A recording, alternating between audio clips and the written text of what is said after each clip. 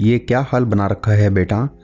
तुम इस घर की छोटी बहू हो, कोई नौकरानी नहीं। अपने आप को आईने में देखा है तुमने? वॉकर पर चलकर तुम सारे काम निपटा रही हो। विनय जी ने अचरज कर बोला। पापा, अपने घर का काम करने से कोई नौकरानी नहीं हो जाता। मेरा ससुराल संयुक्त परिवार है। छोटी बहू होने के कारण ये मेरा दायित्व है कि मैं घर को संभाल कर रखूं। जब से पाँव में चोट लगी है तब से वैसे ही जेठानी जी और सासू माँ को मेरी मदद करनी पड़ती है। अब इस पाँव के दर्द को जाने में महीनों लगेंगे। इसका मतलब यह नहीं कि मैं महीनों आराम करूं। चेतना ने अपने बिखरे बालों को संभालते हुए अपने दिल पर पत्थर रखकर अपने दर्द को छुपाने की असफल कोशिश करते हुए अपने पिता को समझाया। छोटी बहू का मतलब यह नहीं कि शाम के 4 बजे तुम खाना खाओ, अपने कपड़ों का ध्यान न रखो, यहाँ तक कि अपने स्वास्थ्य का भी ध्यान न रखो। मुझे तो समझ ही नहीं आ रहा ये मेरी बेटी है या कोई और। विनय जी की आंखें सुर्ख लाल हो गई थी। शायद एक पिता होने के नाते उन्होंने अपनी आंखों को सजल होने की इजाज़त नहीं दी। तभी चेतना की सांस आ गई। क्या बातें हो रही है बाप बेटी में? चेतना बहू, तू थोड़ी देर वाकर छोड़कर भी चल लिया कर। अपनी लापरवाही से गिर पड़ी हो बाथरूम में। तुम्हारी लापरवाही का खामियाजा हम भर रहे। डॉक्टर ने भी कहा कि थोड़ा थोड़ा चलना शुरू करो, पर तुम तो वॉकर छोड़ने का नाम नहीं लेती। पता है समधी जी, इसकी जिम्मेदारी मैं और इसकी जेठानी उठाते हैं। अब आप समझाओ इसे कि इतनी लापरवाह न बने। चेतना की सास ने नाराजगी जाहिर की और वहां से चली गई। विनय जी अपनी मंझली बेटी चेतना के ससुराल आए हुए थे। 2 साल पहले चेतना की शादी एक संपन्न परिवार में उन्होंने की थी। चेतना की बड़ी बहन का विवाह कुछ ही महीनों में टूट गया था, इसलिए विनय जी ने चेतना का विवाह बहुत सोच समझ और जांच परख कर किया था। चेतना के ससुराल वाले शहर के बेहद संपन्न और प्रतिष्ठित परिवारों में से एक थे। विवाह के बाद विनय जी भी चेतना की तरफ से निश्चिंत और उसकी खुशी के प्रति आश्वस्त हो गए। कुछ दिनों बाद तीसरी बेटी के वर की तलाश में जुट गए। चेतना ने भी कभी फोन कर या कभी मिलने पर अपने ससुराल की किसी समस्या का जिक्र नहीं किया। इतने दिनों में सिर्फ एक बार मायके आई, पर अपनी हालत छुपा कर रखी। मायके के लोगों को उसकी चुप्पी में उसकी संपन्नता नजर आई। आज विनय जी तीसरी बेटी के रिश्ते के सिलसिले में चेतना के शहर किसी लड़के से मुलाकात करने आए थे। शहर आने के बाद वह चेतना से मिलने उसे बिन बताए उसके ससुराल पहुंच गए। वहां पहुंचकर वह चेतना को पहचान नहीं पाए। पाँव में गरम पट्टी बंधी अस्त व्यस्त चेतना वाकर के सहारे खड़ी होकर रसोई में कुछ बना रही थी। विनय जी चेतना की सासू माँ की बातें सुनकर हतप्रभ थे। उनकी पढ़ी लिखी समझदार बेटी की इस हालत पर भी उसकी सास उसको ताना दे रही है।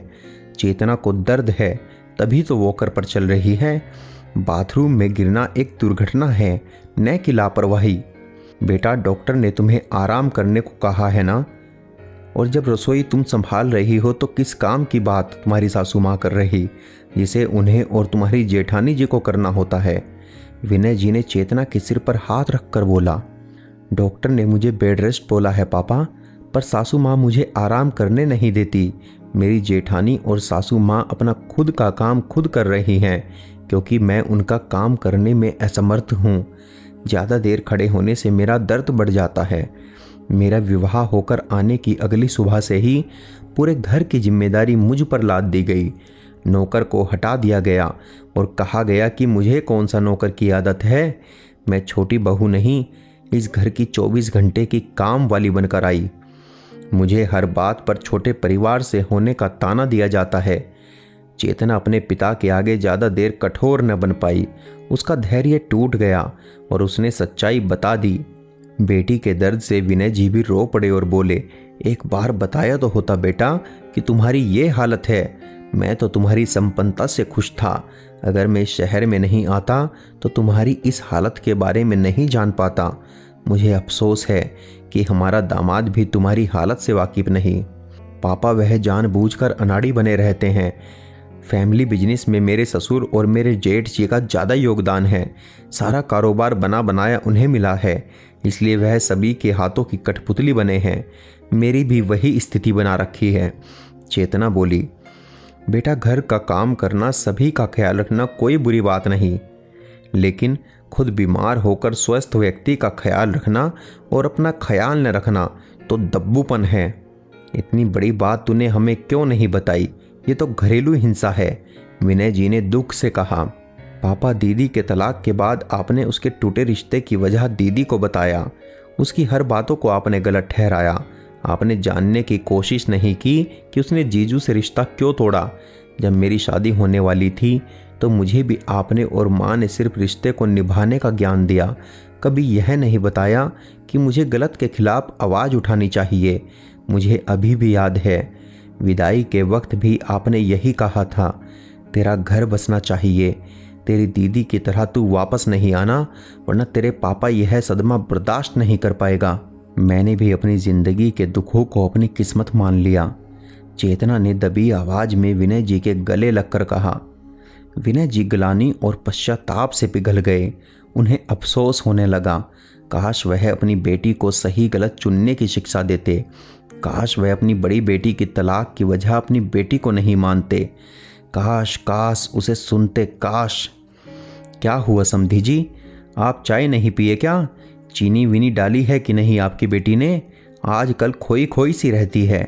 चेतना की सास फिर से ताने मारने लगी। समधन जी, मेरी बेटी अपने सूजे पांव लेकर काम कर रही है, वह भी वॉकर पर। क्या यह आपको दिखा ही नहीं देता?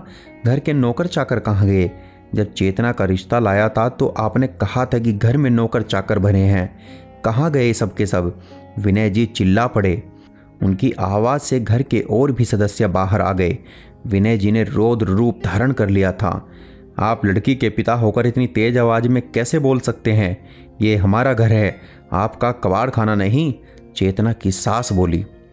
आपकी बहू उसी कब्र खाने में वापस जा रही है। मुझे आज इसकी हालत का पता लगा। आप लोगों की मानवता कहाँ चली गई? डॉक्टर ने इसे बेड रेस्ट बोला और आप लोग इसे वॉकर देकर काम करवा रहे हैं। आज ही पुलिस स्टेशन जाकर अपनी कंप्लेंट डालता हूँ। अपनी बेटी को अपने साथ ले जा रहा हूँ। यह बोलकर विनय जी ने चेतना का हाथ पकड़ा और धीरे धीरे उसे लेकर दरवाजे से निकल गए। चेतना की जेठानी को ठंड में पसीना आ रहा था। उसके जेठ जल्दी जल्दी शहर के आईजी को फ़ोन मिला रहे थे। सासू माँ भागकर भगवान के कमरे में जाकर बैठ गई थी और माफ़ी की गुहार लगा रही थी। चेतना के पिता के इस रूप की उन्होंने कल्पना भी नहीं की थी। आने वाले खतरे की घंटी से पूरा परिवार थरथरा रहा था और सोच रहा था, काश उन्होंने चेतना के साथ ऐसा व्यवहार नहीं किया होता, क्योंकि गलती करने वाले को भी यह पता होता है कि उसका कृत्य गलत है, परंतु एहसास तभी होता है जब कोई उसकी गलती का एहसास उसे करवाता है। दोस्तों, अपनी नाजुक सी बेटियों को गृहस्थी बसाने की शिक्षा के साथ उसे सही गलत समझने की कला भी सिखानी चाहिए। ये कोमल कली कहीं तूफान के थपेड़ों को अपना भाग्य न मान ले। बेटियों को विवाह उपरांत पराया न करे, बल्कि उन्हें पहले से भी ज़्यादा अपनापन दे, ताकि वह अपने दुख दर्द को आपको बेहिचक बताए। बेटियों के ससुराल में ज़रूरत से ज़्यादा दखलंदाजी सही नहीं, पर ज़रूरत से ज़्यादा उसके ससुराल पर भरोसा भी सही नहीं। दोस्तों, आपके इस बारे में क्या विचार हैं, हमें कमेंट करके बताएं।